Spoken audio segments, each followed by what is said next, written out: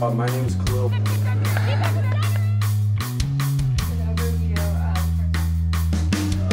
Admittedly.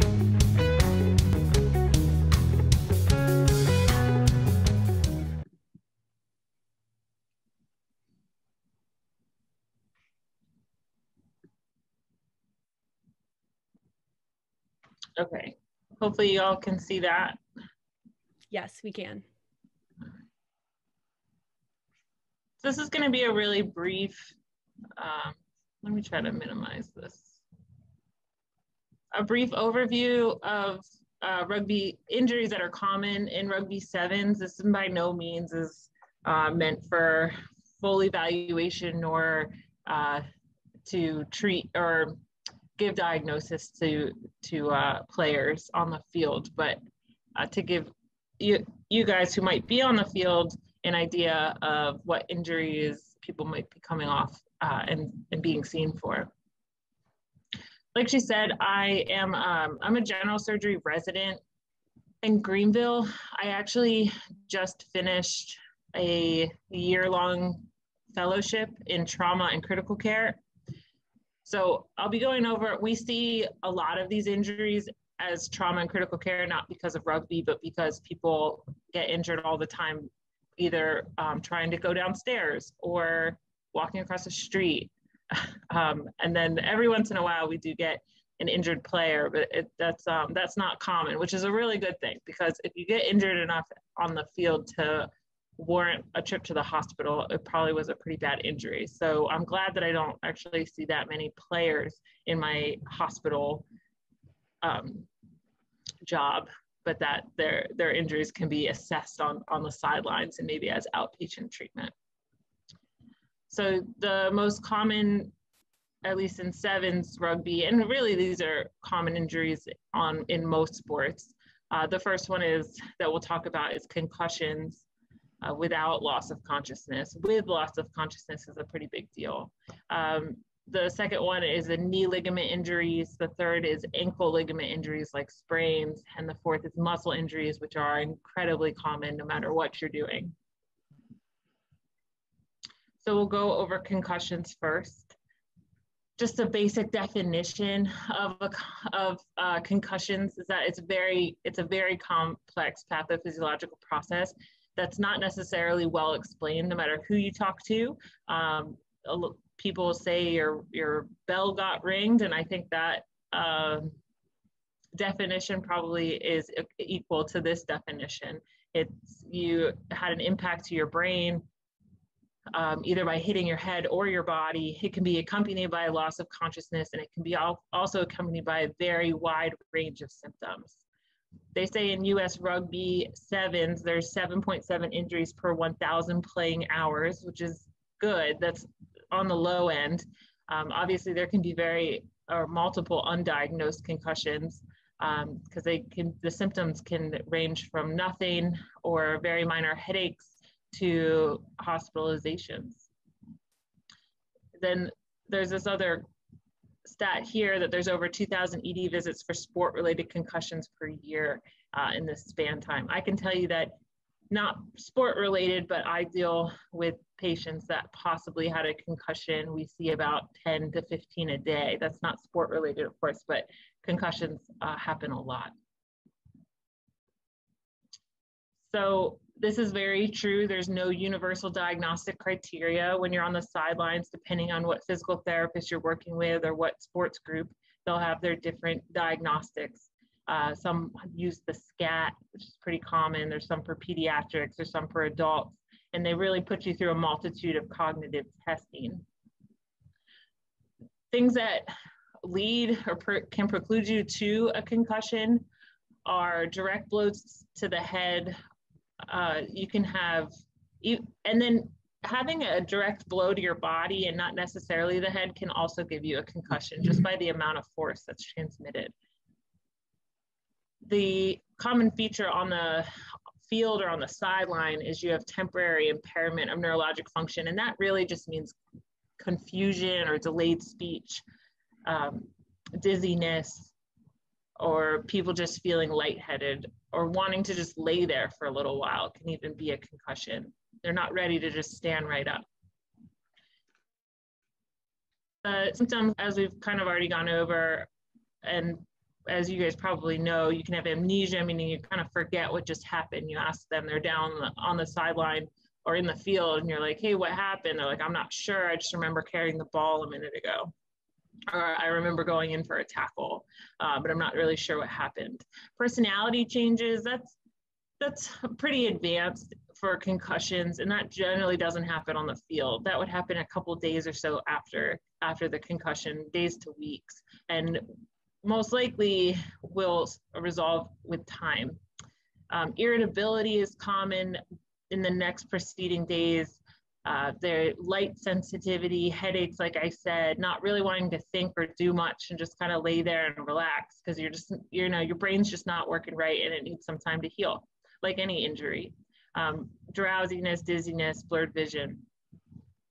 Next, we'll go into different types of imaging to diagnose them. If most concussions will never get an imaging study, the only thing that warrants you to go to the hospital to actually get imaged is if you lost consciousness, and it generally a brief moment where you kind of blacked out. Yeah, if you're having a lot of neurologic symptoms, like not able to tell me what date or year it is, or not able to tell me what field you're on, like legitimate confusion, and you had this brief loss of conscious, you probably should get checked out in the hospital. This other where you're just kind of slow to respond or slow to stand up, but are very much oriented to where you are and what's going on, don't necessarily need to go to the hospital. But people that are down and they're down for a couple minutes and you're trying to wake them up, trying to have them talk to you, those are definite. You should go to the hospital and get checked out. And when you do come see us at the hospital, the first thing we're going to do is we'll evaluate your whole body, but we'll send you for a CT of your head, see, and make sure that there's no bleed. That sometimes you can, if you hit your head hard enough, the little arteries or veins inside of your brain can actually tear and cause a bruise, just like anywhere else on your body. So that's what we really want to rule out, is any type of bleed.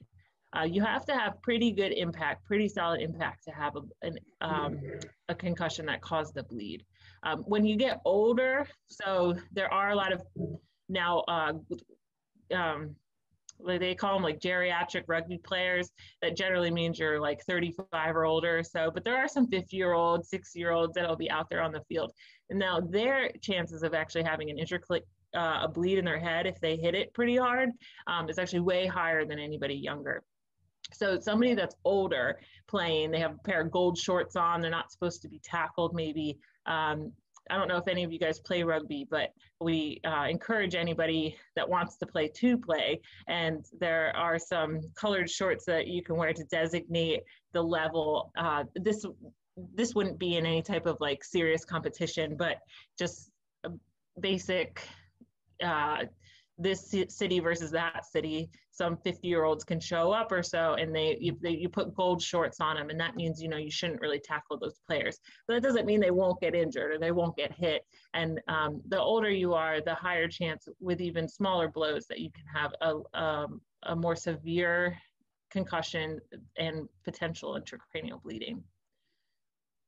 The other picture, the first picture up there on the left, I think I can point to it. So this is a CT scan. This down here is an MRI. We get MRIs not normally for concussions. You'd have to have a very severe bleed and not be waking up for several days for us to really get an MRI. But what MRIs are good at showing is sometimes people can seize. You can have a minor blow to your head and be on the field, and I've seen this, and a concussion can cause a seizure. And in those cases, those people definitely need to get checked out. And when they do get checked out, they generally get an MRI, because MRIs are really good at showing masses. And one cause of having a seizure are having a mass, whether it be a benign thing, nothing that's cancer, but something that's in your head, or potentially malignant or cancer that can preclude you to seizing even with pretty minor bumps. Some people just have a lower seizure thresholds. If you play college rugby players drink too much, party too much, have a lot of schoolwork and generally are pretty, they don't sleep very much. This is what that leads to.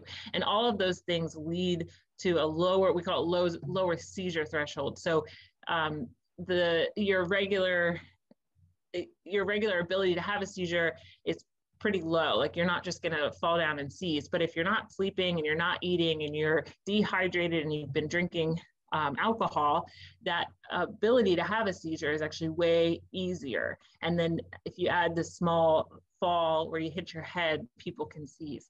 And those people do need to get checked out, and they might get an MRI. And that's what this picture is.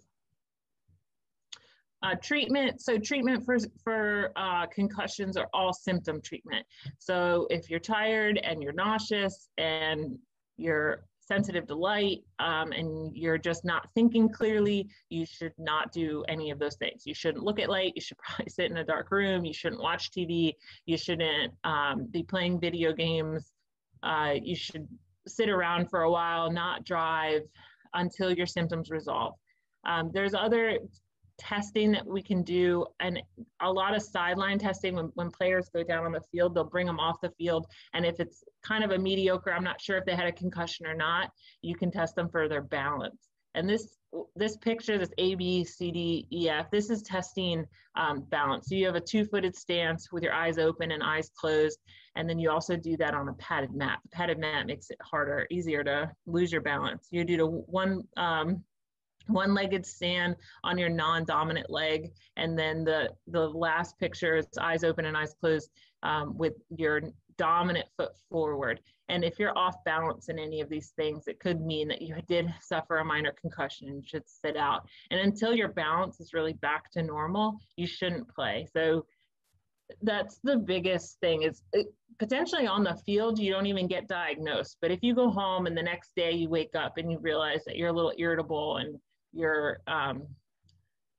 sensitive to light, or you have this headache, I mean, okay, maybe you shouldn't have played the rest of the game, but you did. So bygones be bygones. What you need to do now is let your symptoms resolve. So don't go back to play, don't go back to practice until you're back to 100%. Because it's like I had a friend call it the shampoo effect. So if you shampoo your hair every single day, it doesn't take much shampoo to get your hair clean. If you shampoo your hair every 3 days, the third day it'll take you a lot more shampoo to get your hair clean. So with concussions, if you have them every day, hopefully not, but if they occur very close together, it's really easy to have more significant symptoms because you've not allowed your brain to heal. So the further apart you can hit your head, the better. Hopefully never again, but it happens in all types of sports. It's not just rugby. And when it does happen, you just have to sit out for a little while, let your brain heal, and then get back to playing. Yeah, we kind of went over this already. This is just the treatment, no activity, and return to play once you're at your baseline, once you're normal again. So we'll move on. This is knee ligament injury. The most common injured ligament is the ACL. If you consider, so the meniscus isn't necessarily a ligament, but I would say that a meniscal injury is probably more common than an ACL injury. But ACL injuries are pretty common. We hear about them all the time, especially in younger kids. The risk factors are, the biggest risk factor for tearing your ACL is pivoting or twisting of your leg. So being kind of having your foot planted and moving in the opposite direction. The female gender increases this risk, and actually females that are on their menstrual cycle have a higher chance of tearing an ACL or really any ligament in their knee. They think that it's because they have like a transient or short-term anemia because of blood loss during your menstrual cycle, that potentially that, or the hormone changes, that you have a higher chance of tearing a ligament in your knee. And then artificial turf. I don't know if any of you, like I said before, have played rugby or any other sport, but artificial turf with cleats is exceedingly dangerous. The turf is kind of in knots. and your cleats get stuck in them. And I've seen many people go down on turf. I've gone down myself, not to tear my knee, but when you hit it, the brush burn, the turf burn is just nasty. So the diagnosis, people come off the field pretty soon. They don't generally get up and keep playing if you have an ACL injury. If you have a small ACL sprain, you can see that and people can potentially still play. But if you really tore your ACL, you're probably not playing the rest of the game because your leg will feel so unstable that you're not really able to walk, let alone run. A lot of it, people will hear a pop and you get swelling within the first couple hours, even the first 30 minutes, you'll get a lot of swelling in your knee. And that's, if you're thinking about the body in general, the ligaments don't necessarily have their own blood supply, but if you're tearing anything in your body, like if you tear your skin or you tear your muscle, it's going to bleed. So the same thing happens with any ligament, right? So if you just sprain a ligament, just stretch it, you might not bleed very much. So you probably won't swell very much.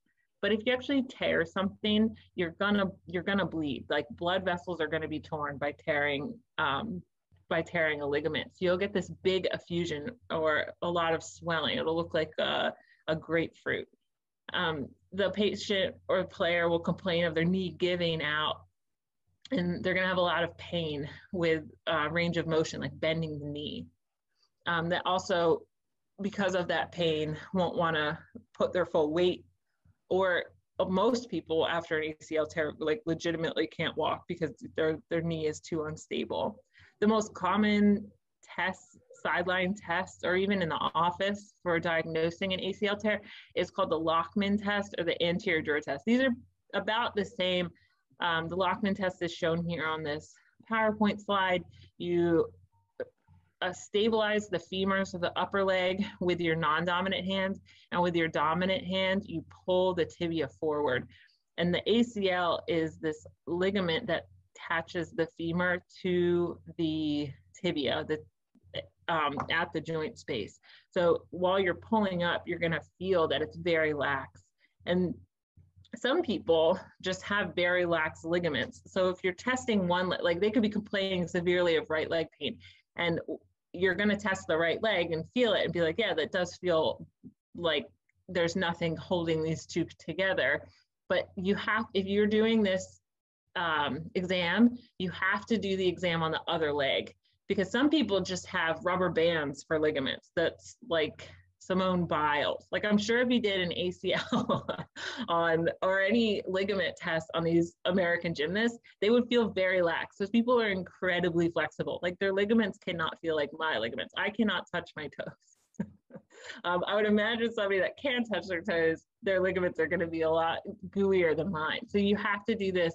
You have to judge the same person on both sides. So if one leg feels way more lax than the other, that's diagnostic. But if they both feel like that, then they probably did not tear, or you need further imaging and such. The anterior drawer test, it's very similar. You just kind of bend the knee further. And this is better. The anterior drawer test is if your patient's bigger and either girthier or fluffier or just really muscular. You actually sit on their foot and you bend their knee at a 90-degree angle as you're sitting on their foot, and you use you use both hands to pull the tibia forward. And that's just because some people's legs, you just literally can't get this much force with your two hands, one above and one for the Lockman's test. Some of the further for diagnosis, if you do think somebody tore their ACL, or even if you thought they tore their meniscus or their PCL, PCL is really, so I don't know how much medicine you guys know, but you have 4 ligaments in your knees. Let's see. You have, okay, so you have, this is the femur and this is the tibia. This is your patella, the kneecap. And you have 4 main ligaments here. You have your ACL, which is going to go from the back of the femur to the front of the tibia. Then you have your PCL, which goes from the front of the femur to the back of the tibia. Then you have your MCL, which is your medial lateral ligament. medial launch, no, wait, MCL, medial, what the heck is that called? Collateral ligament, and that goes from the thank you, that goes from the medial side of the femur to the medial, so the inside of your knee attaches your femur to your tibia, and then you have your lateral collateral ligament, and that attaches both the lateral side or the outside of your knee from the femur to the tibia. Any of those can tear. The PCL, posterior ligament that's in the middle here, that's the least likely to tear. That's very rare. ACL, like we said, is very common. And then the lateral and medial ligaments are really common depending on the twisting injury. And then your meniscus kind of sits here and is somewhat attached to the ACL, and the meniscus can tear. And that's, the meniscus is kind of like a buffer on top of your tibia. So imaging studies that we do, you get an x-ray. X-rays are very cheap, they're very fast. You just get an x-ray, make sure they didn't break anything, didn't break their tibia or their femur or their fibula. And then to actually diagnose a ligament injury, you need an MRI. You cannot see MRIs, you cannot see ligaments on CT scans, and you can't see them on x-rays. So you need an MRI. And this is an MRI imaging, one slice of an MRI of a knee. And you'll see you can see all of those ligaments as well as the meniscus, and you can diagnose a tear. This says it should be non-contrast enhanced, and that's absolutely correct. You only need contrast in MRIs if you want to diagnose a solid mass like a tumor, or if you want to see blood vessels. The treatment, so most people, if you're young, so let's say if you're 30 or less, 30 is even stretching it. If you tear your ACL, they'll probably fix it surgically. If you're over 30 or so, they'll give you a lot of non-operative options.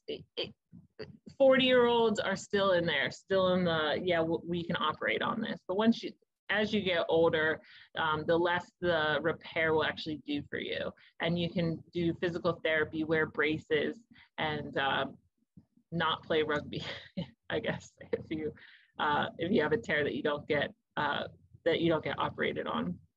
If they're partial tears or just sprains, those the normal rest, elevate, ice, take some ibuprofen, stay off of it for a little while, and it should heal up fine, and you should be all right.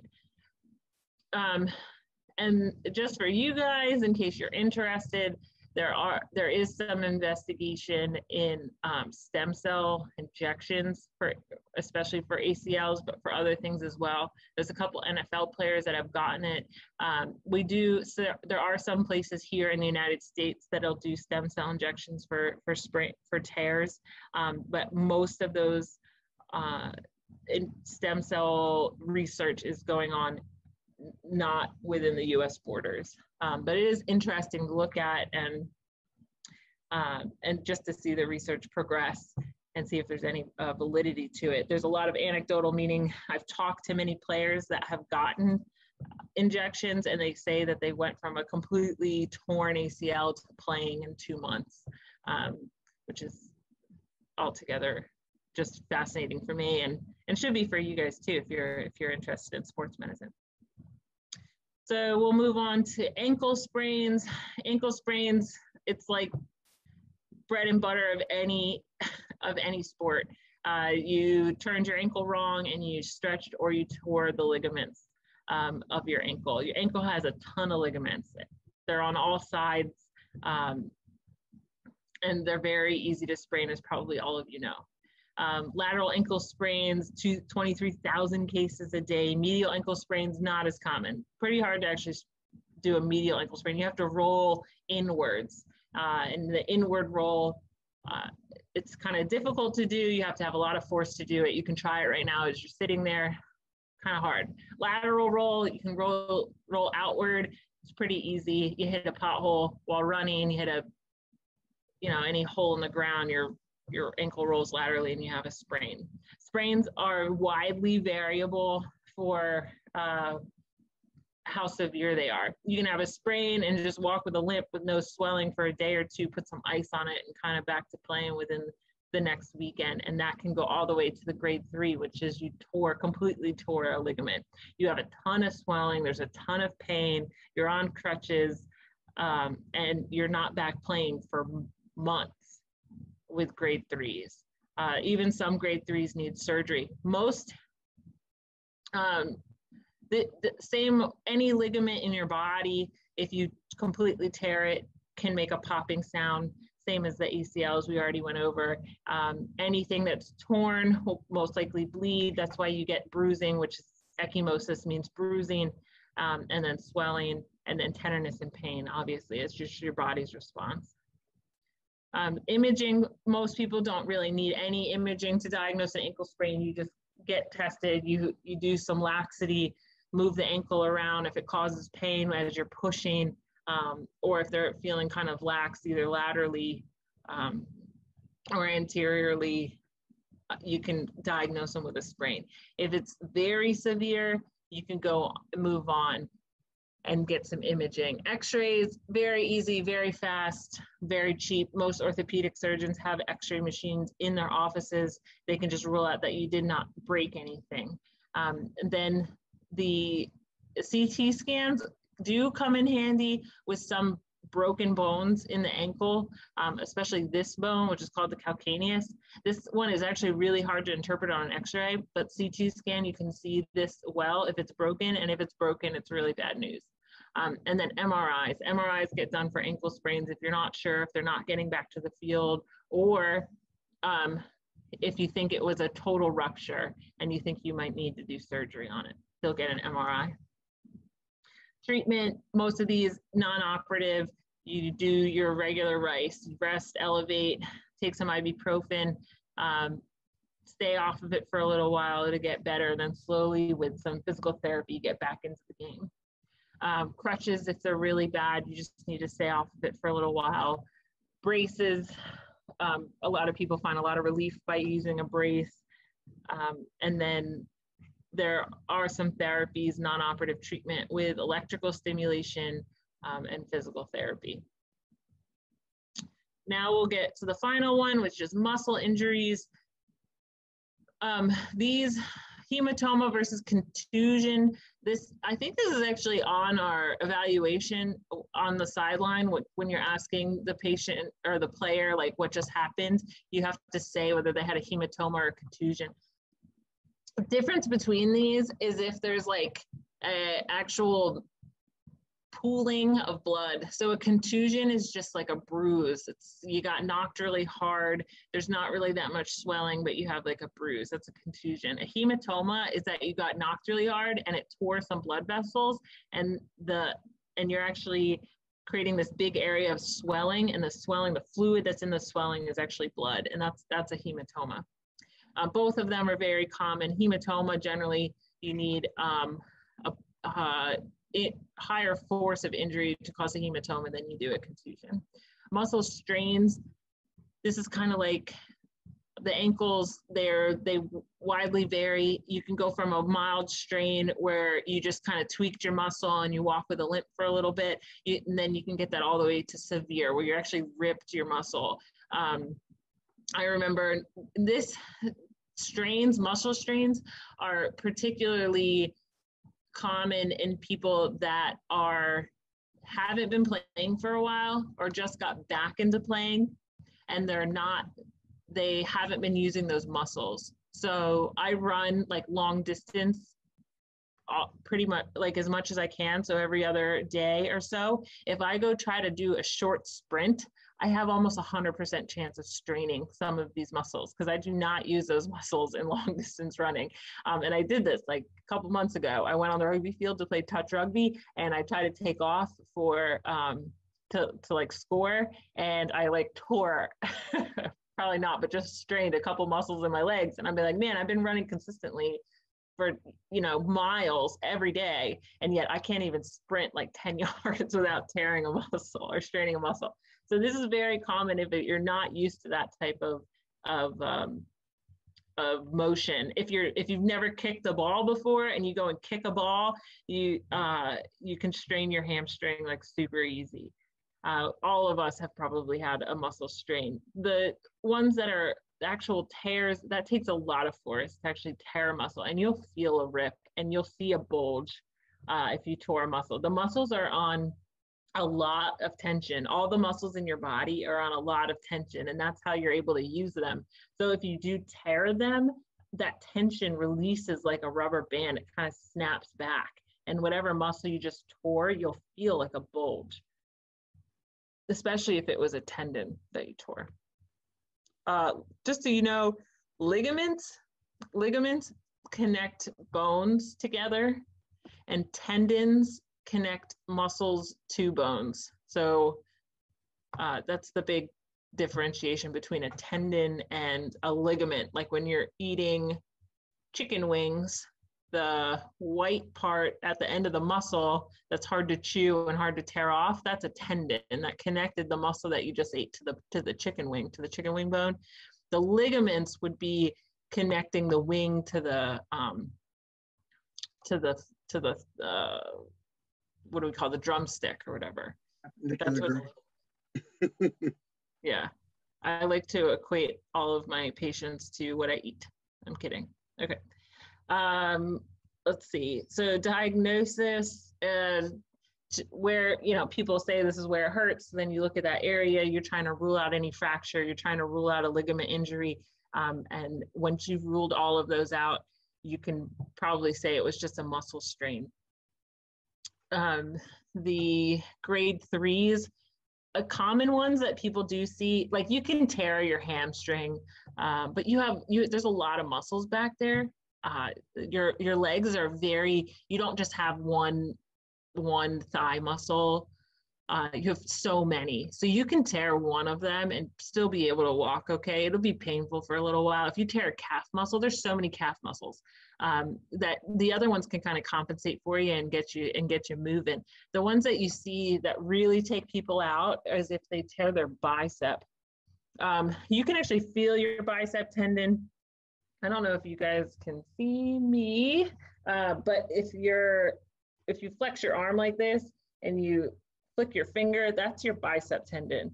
And people that tear their bicep get this big bulge, like they're showing you their muscle, but they're not.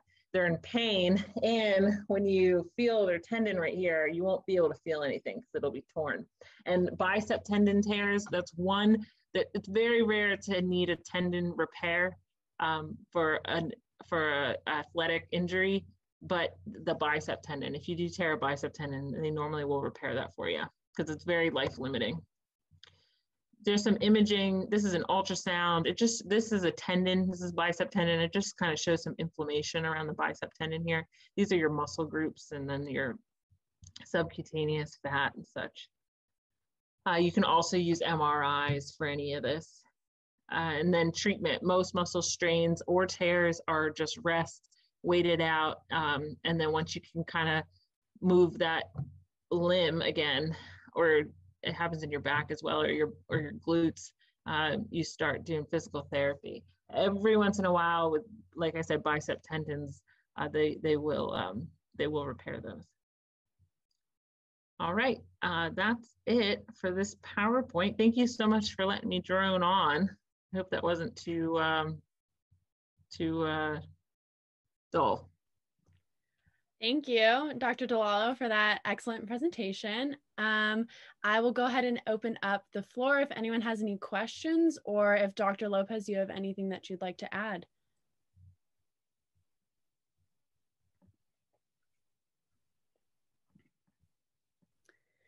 Any questions? Well, just a couple of points. Thank you so much. The presentation was great. I'm sorry, Oba, did you want to ask a question? Yes, thank you, Dr. Lopez. Thank you, Dr. DeLallo. I was just wondering if there are any sideline psych evaluations that go along with any of these common injuries. Psych evaluations? Yeah. Is that what you said? Correct. Yeah, at baseline for concussions, I don't know if it's necessarily a psych evaluation, but most people go through GCS score, which is so there's 3 parts of the GCS score. The first part is, are your eyes open? The second part is if you can follow commands or not, meaning give me a thumbs up and they do it, versus if they're not if you ask them to do something and they can't do it, you go to pain. So you like pinch their arm, and if they come up, and then the last part of that is their verbal response. So you ask them, do you know where you are? Do you know what your name is? Do you know what field you're on or what you're playing? And see if they have any confusion, and any confusion will give you a lower GCS score. They also, once you get your initial on the SCAT and some of the other concussion evaluations, there's cognitive testing. So you tell them 3 words like soda, blue, and pen, and then in 5 minutes you ask them what those 3 words were, and then 10 minutes you ask them what those words were again. But that's for cognitive testing. That's like as much, I think, as we go into on the sidelines. Okay, thank you. Soda, blue, and pen. Yeah, I have a question as well, Dr. DeLallo. I just wanted to say thank you. But I also had a question in terms of the knee tear or ankle sprain. If you were to tear your ACL or sprain your ankle, what are the possibilities of once that heals? Is it more likely to occur again, or are you back to baseline with the stability of your knee or ankle? So if you have surgery on it, so baseline, once you tear a ligament and it, the way that your body heals anything is scarring. And so you'll get a lot of inflammation and a lot of scar tissue, and it actually normally decreases the mobility within that joint, which makes that joint harder to injure in the future. You do see people that can repeat tear the same knee, but most of the time you tear the other one because that knee seems to be more stable because of the scar tissue built up. As with the ankle, you have so many ligaments in the ankle that by tearing or straining one of them doesn't preclude you from not straining another one, because it's just the same as the shoulder. The shoulder is like the human body's like weakest part because it has no stability at all. The only thing connecting your arm to your body are a bunch of these rubber bands. Whereas if you think, and it can range in all motion. So those rubber bands have to keep you stable in a 360 degree. So your shoulders, that if you tear your shoulder, it'll always be unstable. But as for the knee, you generally get a little bit increased stability. For the ankle, it can be either or. Thank you, I appreciate it. Excellent. Does anyone else have any other questions, or Dr. Lopez, do you have anything to add? Just a couple of points on each of the subsections, particularly for concussion. As Dr. DeLallo alluded to, it's very, very difficult to diagnose the levels or degree of concussions. So you must assume it is a concussion. Even if it's a mild traumatic brain injury, you're gonna knock yourself, it's a concussion. Therefore, the biggest things you need to be looking out for is obviously sharp pain or slurring on the field, and immediately you have to start alluding and thinking that you have a brain bleed or something. Even unconsciousness, that is immediately moved to neck stabilization trauma. All those are very, very important to keep in consideration, and you should never move a patient that's unconscious, period. Always, that should all be done with a healthcare team that's aware of proper mobilization of unconscious or possibly patients with neck injury. And then obviously, there was a big controversy about how to use the SCAT. The SCAT exam is an exam which they use to evaluate the grades or how well the patient is doing or whether or not they're declining. And that's something that is not to diagnose a concussion. And I actually find that an important point to bring up for everyone to understand. And now in regards to the knee, with youth or adolescents, you should be considering tibial avulsions as compared to ACL ruptures. ACL ruptures occur in the older population, and tibial avulsions occur in the youth. And usually that'll be lifted off, and that's something that can actually be seen on X-ray. The one thing that cannot be seen but still give a very unique presentation of pain in the knee is maybe a patella tendon sleeve rupture.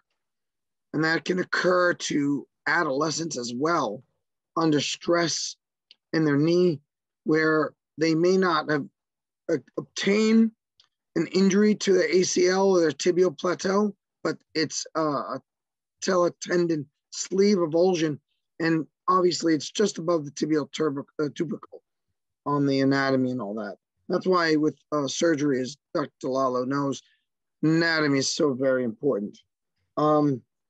Regarding the ankle with ankle sprains, what's unique is not only do you have disruption of whether or not you have instability of the joint lines in any capacity, whether it's a ligament or something, we're talking about also bone bruises.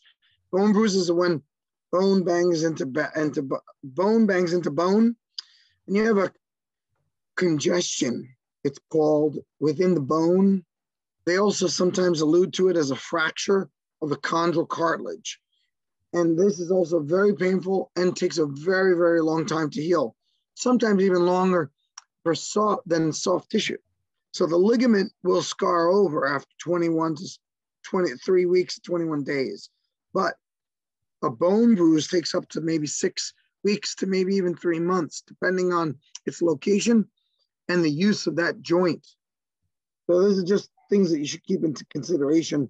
And I think Dr. DeLallo did a great job of bringing the point about the difference between tendon and ligaments. And I think her analogy and what she encountered in play is very, very true. And we were discussing this the other day in regards to workloads.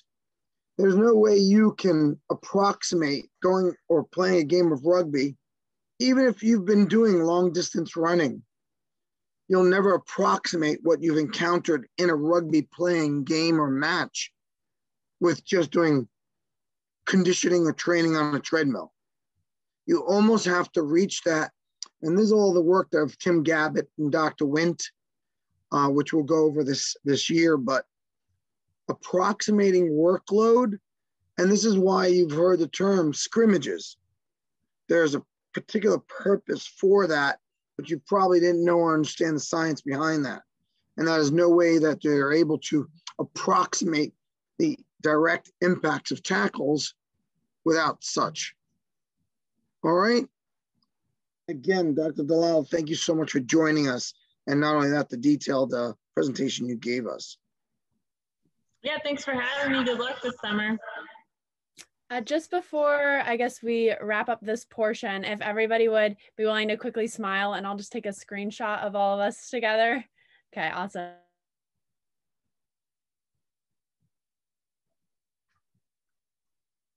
Okay, I got it. Thank you all. All right, well, have a good rest of the summer, and if you need anything, let me know. Thank you, Dr. DeLallo. Thank you. Good night. And congratulations on finishing up the fellowship. Oh gosh, me too. Yeah. Yeah. I rotated all fourth year under Marino. I don't want to take care of an intensive care patient for a little while now, but I've had my fair share. Marino, the ICU book. Yeah. He was tough. And thick. Yeah. I can't even imagine. Oh, it was surreal. Yeah. You learned a lot though, huh? He drives it in the fluids. I know that. All right. All right. Thank Good you. night. Bye. Thank you.